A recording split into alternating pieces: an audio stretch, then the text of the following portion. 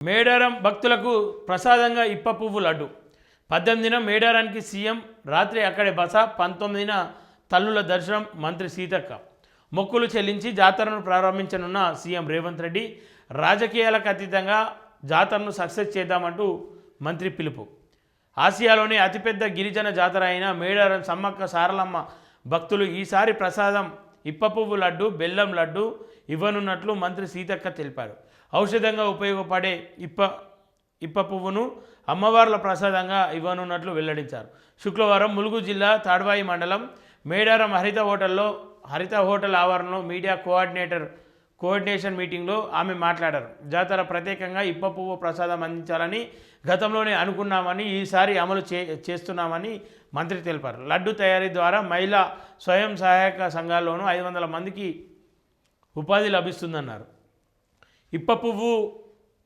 వాస్తవానికి ఆరోగ్యానికి మంచిది అది దాన్ని అనేక కారణాల ఇప్ప సారను ఇప్ప పువ్వును బ్యాన్ చేయడం జరిగింది ఎందుకంటే ఈ కల్తీ మధ్య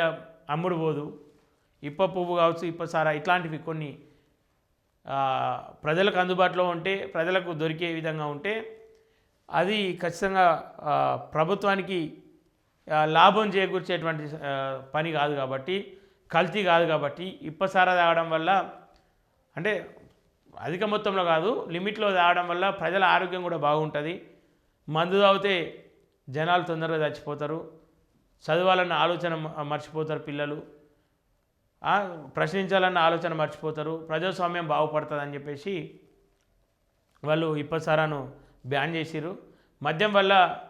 వాళ్ళు అనుకున్నది సాధించగలుగుతారు ఆదాయానికి ఆదాయం ఆరోగ్యం ఖరాబ్ అవుతుంది హాస్పిటల్ ఆదాయం ఈ అనేక రకాల ఆదాయాన్ని వాళ్ళు కోరుకున్నారు కాబట్టి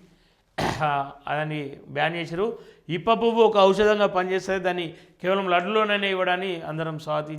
మంచి పరిణామం